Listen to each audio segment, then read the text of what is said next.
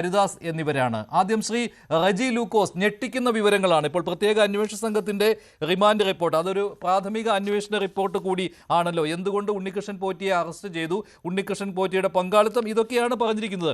നേരത്തെ നമ്മൾ ചർച്ച ചെയ്ത വിഷയം തന്നെയാണ്. ഹൈക്കോടതി അന്ന് ഇടക്കാല ഉത്തരവുകൾ പുറപ്പെടുവിച്ചപ്പോൾ അതിലും ചൂണ്ടിക്കാണിച്ചിരുന്നു ദേവസ്വം വിജിലൻസിന്റെ അന്വേഷണ റിപ്പോർട്ടിന്റെ അടിസ്ഥാനത്തിൽ ഈ സ്വർണത്തിന്റെ കണക്കുകളിൽ ചില ഏറ്റക്കുറച്ചിലുകൾ വന്നിട്ടുണ്ട്.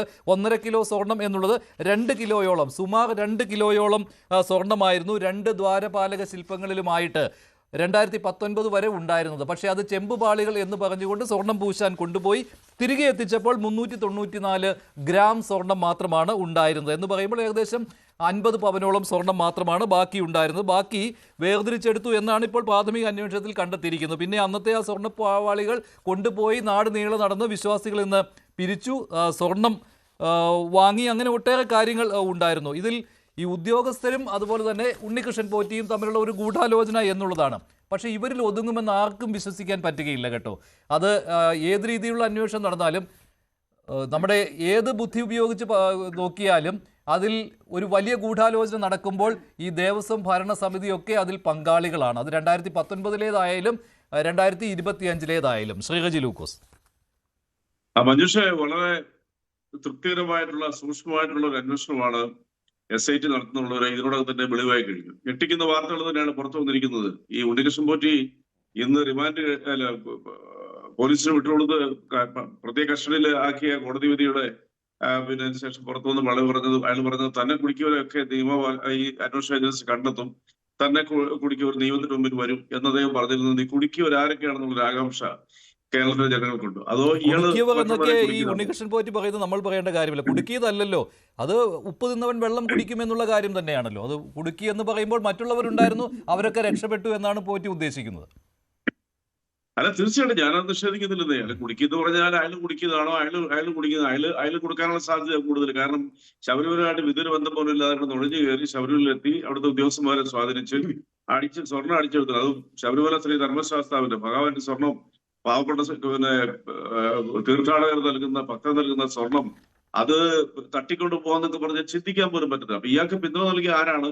അതിന് ഇപ്പൊ ബോർഡൊക്കെകളോ ഉണ്ടോ, അല്ലെങ്കിൽ മറ്റു ഉദ്യോഗസ്ഥന്മാരുണ്ടോ? ഏതായാലും അത്തരം കാര്യങ്ങള് വെളിയിൽ വരുന്നതായിരുന്നു യാതൊരു തർക്കമില്ല. കാരണം വെച്ചാൽ SIT-യുടെ നിരീക്ഷണ വലയത്തിൽ അല്ലെങ്കിൽ അവർ ചോദ്യം ചെയ്തിരിക്കുന്നതിനകത്ത് ഈ മദ്രാസിലെ സ്വർണം പൂശിയ സ്ഥാപനമുണ്ട്, അതുപോലെ തന്നെ വിജയമല്യ സ്വർണം വാങ്ങിച്ച ജൂബിലറി ഉണ്ട്, ഹൈദരാബാദ് ഉണ്ട്, ബാംഗ്ലൂർ ഉണ്ട്. അവിടെ എല്ലാം പോയി അവർ അന്വേഷിച്ചിട്ട് ആദ്യഘട്ടങ്ങളിൽ ഇതെല്ലാം നിഷേധിച്ച പോറ്റിക്ക് തെളിവുകൾ സഹിതം അവർ അദ്ദേഹത്തിന് ചോദ്യം ചെയ്തപ്പോൾ വെളുപ്പിനെ 3 മണിക്കാണ് ഈ ഞെട്ടിക്കുന്ന വിവരങ്ങളേക്ക് പറയേണ്ട സാഹചര്യം വന്നു. ഇനിയും അയാളിൽ നിന്ന് ഒരുപാട് കൊള്ളകളുടെ കഥകൾ പുറത്തു വരുന്ന കാര്യത്തിൽ എനിക്ക് യാതൊരു സംശയമില്ല. അത് ആര് കൂട്ടു നിന്നാലും, കാരണം ലക്ഷക്കണക്കിന് ആളുകളുടെ ആരാധ്യ കേന്ദ്രം, മതേതരമായ ഒരു സ്ഥാപനത്തിൽ ഭഗവാന് അർപ്പിക്കുന്ന കാണിക്കയും അതിന് ചാർത്തിരിക്കുന്ന സ്വർണങ്ങളൊക്കെ ഒരുത്തം വന്ന് ചുമ്മാ അടിച്ചോണ്ട് പോവാന്നൊക്കെ പറഞ്ഞാൽ നമുക്ക് ചിന്തിക്കാൻ പോലും പറ്റത്തില്ല. പക്ഷേ ഇതിൽ ഇപ്പോൾ ഈ റിമാൻഡ് റിപ്പോർട്ട് തന്നെ വായിച്ചു നോക്കുമ്പോൾ ശ്രീ റജി ലൂക്കോസ്, ഈ അന്വേഷണം എങ്ങോട്ടാണ് പോകേണ്ടത് എന്നതിൻ്റെ ഒരു സൂചന കൂടിയുണ്ട്. പക്ഷേ പ്രത്യേക അന്വേഷണ സംഘം ഇങ്ങനെ ഒരു അന്വേഷണം നടത്തുമ്പോൾ അവിടെ ഈ അന്വേഷണ സംഘത്തിന്റെ തലയ്ക്ക് മുകളിൽ കുറെ ആളുകളുണ്ട്. ഈ 2 കിലോയോളം സ്വർണമുള്ള ഈ ദ്വാരപാലക ശില്പങ്ങളുടെ സ്വർണ്ണപ്പാളികൾ അത് ഒരാൾക്ക് കൊടുത്തുവിട്ടു എന്നൊക്കെ പറയുമ്പോൾ, സ്വർണം പൂശാനായി ചെമ്പാണെന്ന് പറഞ്ഞു കൊടുത്തുവിട്ടു എന്നൊക്കെ ഇപ്പോഴത്തെ ദേവസ്വം മന്ത്രി ഇവരിലേക്കൊക്കെ സംശയമുന നീളാം. പക്ഷേ ഈ അന്വേഷണ സംഘം എങ്ങനെ അവരിലേക്ക് എത്തും? കാരണം ഒരു രാഷ്ട്രീയ നേതൃത്വമാണ് മുകളിലുള്ളത്. സ്വാഭാവികമായിട്ടും ഉദ്യോഗസ്ഥരിൽ ഒതുക്കി നിർത്തുക എന്നുള്ള ലക്ഷ്യമായിരിക്കും അവർക്കുമുള്ളത്. കാരണം തെരഞ്ഞെടുപ്പ് വരാൻ പോവുകയാണ്, അല്ലെങ്കിൽ അത് വലിയ രീതിയിൽ ദോഷം ചെയ്യും. അപ്പോൾ അവരൊക്കെ ആ സ്ഥാനത്ത് ഇരുന്നു കൊണ്ട് ഈ അന്വേഷണം എങ്ങോട്ട് പോകുവാനാണ്? ഈ ഉദ്യോഗസ്ഥരിൽ ഒതുങ്ങുമെന്ന് തന്നെയാണ്. അല്ല, ഇതിനകത്ത് നമ്മൾ മനസ്സിലാക്കേണ്ട ഒരു യാഥാർത്ഥ്യം എന്ന് പറയുന്നത്, നിങ്ങളത് ഇടയ്ക്ക് കയറി ഇടപെടരുത്. ദയവായിട്ടൊരു പ്രത്യേകമായ ഒരു കാര്യമാണ് ഞാൻ പറയാൻ ഉദ്ദേശിക്കുന്നത്. ഈ ഉണ്ണികൃഷ്ണൻ പോറ്റി പീഡനം കാണാനില്ല നമ്മൾ പരാതി കൊടുത്തു. ഈ കള്ളം തന്നെയാണ്. കള്ളം പരാതി കൊടുത്തതിന്റെ വെളിച്ചത്തിലാണ് ഇപ്പൊ കോടതി ഇടപെട്ട് ഈ സാധനം കണ്ടുപിടിക്കുകയും ഈ അന്വേഷണത്തിലേക്ക് വരികയും ചെയ്തത്. കോടതി അപ്പോഴല്ലേ ഇടപെട്ടത്? രാഖി രാമാനം വീണ്ടും ശബരിമല സന്നിധാനത്ത് നിന്ന് സ്വർണ്ണപ്പാളികൾ കടത്തിയപ്പോഴാണ്. ഞാൻ 2019 കാര്യമല്ല, 2025 കഴിഞ്ഞ മാസം വീണ്ടും കടത്തിയ സമയത്ത് ഇപ്പോഴത്തെ തിരുവിതാംകൂർ ദേവസ്വം ബോർഡിന്റെ കാലത്ത് ഞങ്ങളൊന്നും ചെയ്തിട്ടില്ലേ എന്ന് പറഞ്ഞ് നല്ലപിള്ള ചമയുന്ന ഇപ്പോഴത്തെ തിരുവിതാംകൂർ ദേവസ്വം ബോർഡിന്റെ കാലത്ത്. അല്ല, അതൊന്ന് ഞാനൊന്ന് പൂർത്തിയിരിക്കട്ടെ. മഞ്ജുഷ ദയവായിട്ടൊന്ന് ഒന്ന് ശ്രദ്ധിക്കുക ഒരു മിനിറ്റ് നേരത്തേക്ക്. അപ്പൊ ഈ ആഗോള അയ്യപ്പ സംഗമത്തിന് നടക്കുന്നതിന് 3 ദിവസം മുമ്പാണ് പിന്നെ ഈ വെളിപ്പെടുത്തലാണ് നടന്ന ഉടനെ തന്നെ 10 മിനിറ്റിനുള്ളിൽ തന്നെ കേരളത്തിന്റെ പ്രതിപക്ഷ നേതാവ് അത് ഏറ്റുപിടിച്ചുകൊണ്ട് പത്രസമ്മേളനം നടത്തുന്നു. അപ്പൊ ഇതാരാണ് ഇതിന് പിന്നിൽ? രാഷ്ട്രീയപരമായിട്ടുള്ള എന്തെങ്കിലും ലക്ഷ്യമുണ്ടോ, അതോ കൊള്ള തന്നെയാണോ ലക്ഷ്യമുള്ളത്? ഇതെല്ലാം തിരിച്ചറിയണ്ടേ നമ്മള്? ഇതെല്ലാം തന്നെയാണ്. അല്ലല്ല, അതൊക്കെ ഇനി പറയല്ലേ ഈ പ്രതിപക്ഷ നേതാവിന്റെ പങ്കാളിത്തം എന്തിന് അയ്യപ്പ സംഗമ സമയത്ത് ഇതൊക്കെ പറഞ്ഞു എന്നൊക്കെ പറഞ്ഞു. ഇനി അതിനകത്തൊന്നും ആ കാര്യത്തിലേക്ക് പോകുവാനേ പറ്റുകയില്ല. കാരണം അതൊക്കെ കഴിഞ്ഞു. അതൊക്കെ നിങ്ങളുടെ വെറും ആരോപണം മാത്രമായിരുന്നു. അന്ന് കണ്ടില്ലേ അയ്യപ്പ സംഗമം മുടക്കാൻ വന്നവർ എന്നൊക്കെ പറഞ്ഞല്ലോ. ഇപ്പോൾ എന്ത് സംഭവിച്ചു? വിജിലൻസിന് പോലും മറിച്ചൊരു കണ്ടെത്തൽ നടത്താൻ കഴിഞ്ഞില്ല. അവിടെ കൊള്ള തന്നെയാണ് നടന്നത് എന്ന കാര്യം വ്യക്തമായി വിജിലൻസിന്, ദേവസ്വം വിജിലൻസിന്, ഹൈക്കോടതിക്ക് ബോധ്യമായി. ഇപ്പോൾ പ്രത്യേക അന്വേഷണ സംഘത്തിന്റെ ആദ്യ റിപ്പോർട്ട്, ഈ പോറ്റിയെ പിടികൂടുന്ന സമയത്തുള്ള ഈ റിമാൻഡ് റിപ്പോർട്ടിലും അതേ കാര്യം പറയുന്നു. നടന്നു അവിടെ സ്വർണ്ണക്കൊള്ള.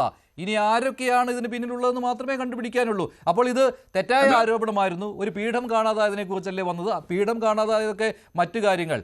യഥാർത്ഥത്തിൽ 2025 ഈ ദേവസ്വം ബോർഡിന്റെ കാലത്ത് വീണ്ടും ഈ സ്വർണ്ണപ്പാളികൾ കൊടുത്തുവിട്ടതോടെയാണ് ഹൈക്കോടതിയുടെ ശ്രദ്ധയിൽ ഇത് വന്നത്. അതല്ലായിരുന്നുവെങ്കിൽ ഇത് ഈ കഴിഞ്ഞ 6 വർഷത്തെ കാര്യം ആരും അറിയാൻ പോകുമായിരുന്നില്ല. അവിടുത്തെ കുറെ ഉദ്യോഗസ്ഥരും തിരുവിതാംകൂർ ദേവസ്വം ബോർഡും അല്ലാതെ. അല്ല, മോഷണം എത്ര നാൾ മൂടി വെച്ചാലും അത് ഒരു നാൾ ഈ മോഷണം കണ്ടുപിടിക്കപ്പെടും. അത് ലോകത്തിൽ ഒരു മോഷണവും ആത്യന്തികമായിട്ട് രക്ഷപ്പെട്ടില്ല. അത് ആദ്യം മനസ്സിലാക്കുക. മോഷണം ആര് നടത്തിയാലും അത് എവിടെയെങ്കിലും ഒരു തെളിവിന്റെ പേരിൽ വർഷങ്ങൾക്ക് ശേഷമായാലും അവർ പിടിക്കപ്പെടും. അത് യാതൊരു സംശയമില്ല. ഞാൻ പറഞ്ഞു വരുന്നത് അതല്ല. ഞാൻ പ്രതിപക്ഷാധാര പ്രതിക്കൂട്ടിലൊന്നും കേട്ടിട്ടില്ല. ഞാൻ പറഞ്ഞത് ഇതിനകത്തിന്റെ പിന്നിൽ രാഷ്ട്രീയമുണ്ടോ നമ്മൾ മനസ്സിലാക്കണം. കാരണം വിജയ് മല്യ സമർപ്പിച്ചത് നിങ്ങൾ ഈ പറഞ്ഞ 2 കിലോയൊന്നും അല്ല, ഏതാണ്ട് 30 കിലോയുടെ മുകളിൽ അയാൾ സമർപ്പിച്ചതായിട്ട് അന്നത്തെ വാർത്തകളിലൂടെ പുറത്തു വന്നിട്ടുണ്ട്. ആ സമർപ്പണ സമയത്ത് അവിടെ ഉണ്ടായിരുന്നത് അന്നത്തെ തന്ത്രി ഇപ്പോഴത്തെ തന്ത്രി, ആ തന്ത്രി ഉണ്ടായിരുന്നു, ദേവസ്വം ബോർഡിന്റെ ഉദ്യോഗസ്ഥന്മാരുണ്ടായിരുന്നു, ഈ പറഞ്ഞ മറ്റുള്ളവരും എല്ലാവരും കൂടെ ഉണ്ടായിരുന്നു. അപ്പൊ അതും കൂടി നമ്മൾ ഇതിനകത്ത് അന്വേഷിച്ചിട്ട് വരണം. ഞങ്ങളൊക്കെ അതാ ആവശ്യപ്പെടുന്നത്. ഇപ്പോൾ 2 കിലോയുടെ സ്വർണ്ണം പിന്നെ അയാൾ വീതം നൽകി ഉദ്യോഗസ്ഥന്മാർ കൊടുത്തെന്ന് മാത്രമേ പുറത്തു വന്നിട്ടുള്ളൂ. പക്ഷെ ഒരു കാര്യം ഞാൻ പറയാം, അന്വേഷണ ഏജൻസിക്ക് ഇയാൾ നൽകിയ മൊഴികൾ മുഴുവനൊന്നും മാധ്യമങ്ങൾക്ക് വരത്തില്ല. അതിൽ ഇയാൾ എന്തൊക്കെയാണ് പറഞ്ഞിരിക്കുന്നത്. അതുകൊണ്ടാണ് ഞാൻ ആ കുടുക്കി വരുന്ന ആദ്യം പറയാൻ കാരണം. ആരൊക്കെയാണ് ഇയാളുമായിട്ടുള്ള കുടുക്കിൽപ്പെട്ടിരിക്കുന്നത്? ഇയാൾ കുടിക്കുന്നതാണോ അതോ ഇയാളെ കുടിക്കുന്നതാണോ? ഇയാളെ കുടിക്കുന്നതാണോ? യാതൊരു സംശയമില്ല. അതിൽ ആരൊക്കെയുണ്ട്? അതിൽ ദേവസ്വം ബോർഡ് മെമ്പർമാരുണ്ടോ? ദേവസ്വം ബോർഡിന്റെ പ്രസിഡന്റുണ്ടോ? ഉദ്യോഗസ്ഥന്മാർ ആരൊക്കെയാണ്? ഇതൊക്കെ അന്വേഷിക്കാനായിട്ടാണ് SIT നടത്തിക്കൊണ്ടിരിക്കുന്നത്. ഒരു അന്വേഷണത്തിന് ആർക്കും തടയാൻ പറ്റത്തില്ല. കാരണം ഹൈക്കോടതി ഡയറക്റ്റ് നിരീക്ഷണത്തിന്റെ അന്വേഷണം തന്നെയുമല്ല, കേരളത്തിന്റെ DGP ഇതിനകത്ത് കക്ഷിയാക്കിയിട്ടുണ്ട്, ദേവസ്വം ബോർഡിനെ ഇതിനകത്ത് പ്രതിയാക്കിയിട്ടുണ്ട്. അതുകൊണ്ട് ഒരു കാര്യം ഉറപ്പാണ്, സർക്കാരിനെ നിങ്ങൾ വഴിയാരി രാഷ്ട്രീയ നേട്ടം ഉണ്ടാക്കാൻ ചർച്ച ശ്രമിക്കേണ്ട കാര്യമില്ല. ഈ ഗവൺമെന്റ് ഇല്ലാത്ത സമയത്ത് അവിടെ കൊള്ള നടന്നിട്ടുണ്ട്. ഈ ഇടതുപക്ഷ പക്ഷേ ഈ കൊള്ള നടന്നത് 2018